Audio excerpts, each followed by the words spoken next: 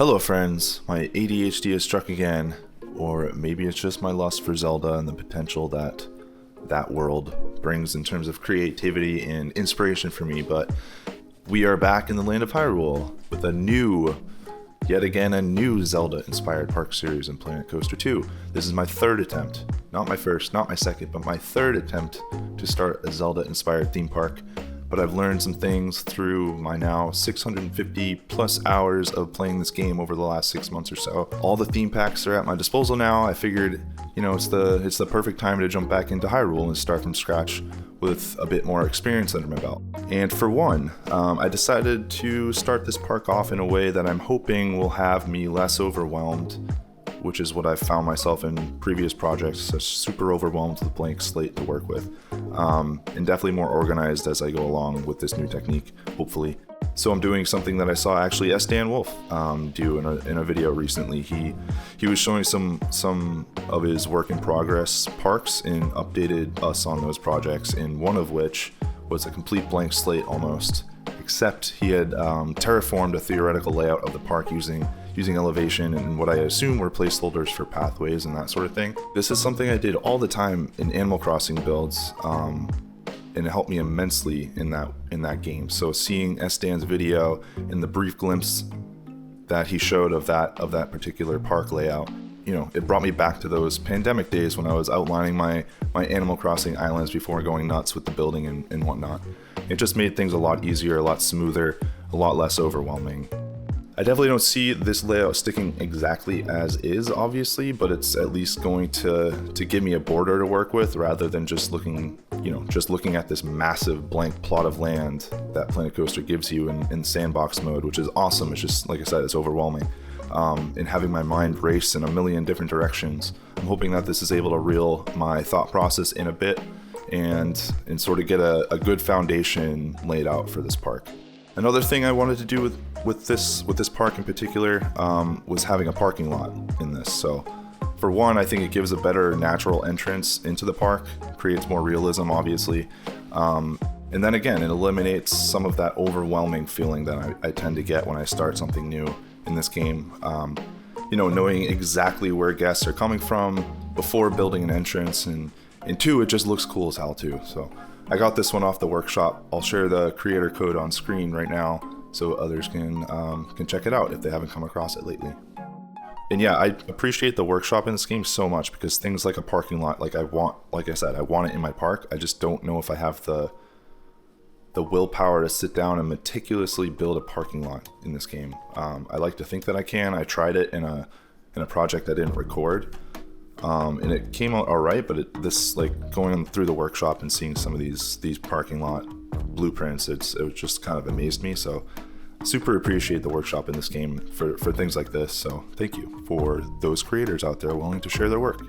All right, we've got the layout at least tentatively mapped out, so this is giving me a good frame of reference of where to put this entrance gate. I wanted it to appear as if you're entering into Castletown area of Hyrule. So just coming out of Hyrule Field or Kokiri Forest or whatever it is, just framing it in such a way that it's going to enable me to build shops and whatnot that evoke the Zelda vibes, particularly Ocarina of Time for me, that sort of inspired architecture, look and feel, because Ocarina of Time is a monumental game from my childhood, and I'm sure most millennials' childhood.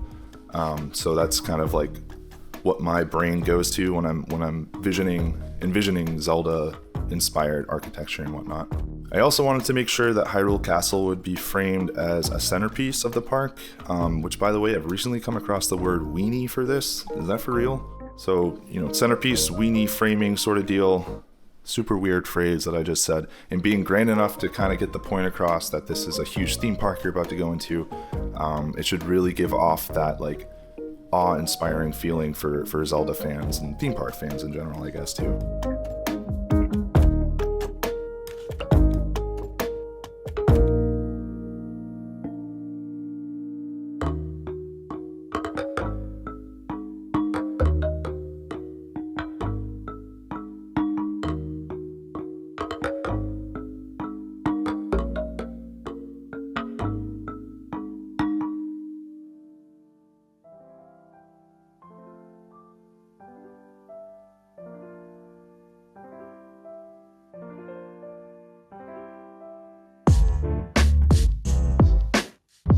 In my first sort of back and forth with myself in this build was how to go about the archway for the ticket booths. I didn't want to do the same thing I've been doing in other projects. I wanted to try a different style, at least to an extent. So yeah, I experimented with a couple things and landed on this style archway. And by the way, I found a really cool stone piece and other pieces in the Fairytale theme pack as I was kind of exploring for this project. But there are so many pieces in that pack that are not colorable, which is sort of wild to me. I was pretty bummed, but yeah, I would have liked to use those particular stone pieces that I was referring to for this entrance gate in some way, but yeah, we'll definitely find a place for those, I can already tell, in this park. But yeah, couldn't use it for this particular spot since the colors would just be way off from each other. It would just look weird. And then immediately following my arguments with myself on the archway strategy, I found myself spending a good hour and a half maybe on variations of this sign that I'm starting here. Yeah, it took me a while because I didn't want to use, you know, a cookie cutter sign that the game gives. I wanted it to really stand out as this unique thing to this park. And then I thought about borrowing the sign that I had built, again, from that first Zelda project that I started way back at the beginning of this game. And side note, I'll probably be referencing that project a decent amount through the beginning of this series, so I'm sorry for that. But yeah, I thought about borrowing that sign, but for one, the name of the park is different in this specific project than it was for that one, so I didn't feel like redoing the lettering since it took me a bit of time. I remember way back then with the details on that, so I didn't want to spend the time to redo that. But then also, again, I wanted to do something different that I haven't done yet, so yeah, that was my thought process there. And then in terms of like the design of the sign, I knew I wanted to frame it in a way that sort of encapsulated this theoretical master sword, and it appeared to be built into the sign, not necessarily just sort of plopped down on top of it, if that makes any sense. Eventually I landed on this style. I'm pretty happy with it. I might add some natural wear and tear looks with the decals and maybe some vines, but I'm not sure yet. I also might want to keep this entrance area pretty clean and with like sort of like a kept up appearance. But yeah, I haven't totally decided on that direction yet. Let me know what you guys think. And while we're going on with this build, I'll just kind of talk a little bit about why I love Zelda so much and why I think it really makes the perfect sort of world for inspiring a theme park, specifically in this game, but also in real life. I can imagine like what Nintendo, what a Disney sort of team, if given the resources, would do with just an entire theme park centered around the Zelda series. Man, I would live there. It would be amazing.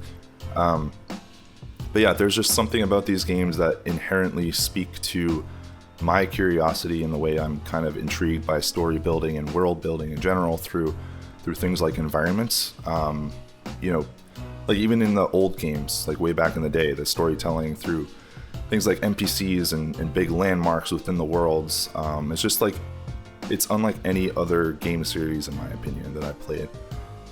So, you know, this is something that I thought naturally would flow really well into a project in Planet Coaster. So, especially for me, not being a super big ride person per se, but more into the idea of world building and immersion. This is kind of like how I saw myself getting my foot in the door in this game. And yeah, I guess that's why I keep coming back to the Zelda thing in this game. I try to go off and do like a little side project, but my mind is always going back to Zelda. It really just hones in on like my peak curiosity and intrigue, and my mind is just constantly able to think of different ways to strike a chord with my childhood nostalgia and creativity. So when I build things like this entrance plaza, for example, I'm trying to think about how that sense of adventure would start with this moment you walk through the gate. Like, if you were stepping into Hyrule for real, what would be your first impression? For me, it would be like that wow factor, like this big ass gate and then this super cool castle off in the distance. And then eventually what I really want to make sure that I can try to accomplish is to get other landmark centerpieces from other regions around Hyrule in this theme park, at least somewhat visible and noticeable from the entrance area. You know, like Death Mountain in the distance, huge waterfalls from Zora's Domain, those sorts of things I think would be freaking awesome. Anyways, I can talk Zelda forever, but I'll shut up now and I'll allow the rest of this build to finish up. and I'll hop back in here in a minute for a real-time look at what we're starting with in this series. And by the way, if you're enjoying this and want to follow along, I would super appreciate it if you left a like, comment. Let me know your thoughts with this first episode. Let me know what your favorite Zelda game is. Why do you love Zelda? If you don't love Zelda, why in the world do you not love it? Tell me. And yeah, subscribe if you're interested in following along with this. It would mean a lot. I'm starting to put a lot of time into this YouTube thing.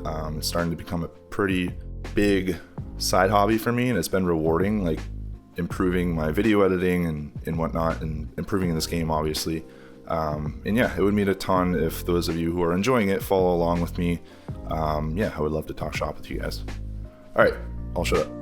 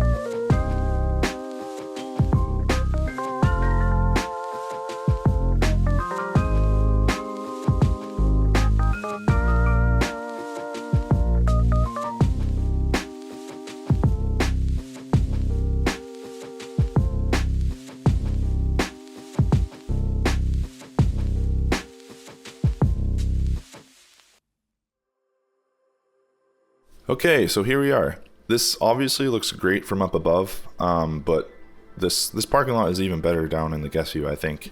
I'm so glad that I decided to go with this to get us started with this park. Definitely just adds another layer of immersion for sure. So, but yeah, onto what I actually spent the episode building. For one, this fencing I ended up being super proud of, honestly, and adding that foliage to it into the fencing I think just adds another layer of realism, so definitely happy with that. Then this waterfall landscaping deal, really liked how that came out and filled the space.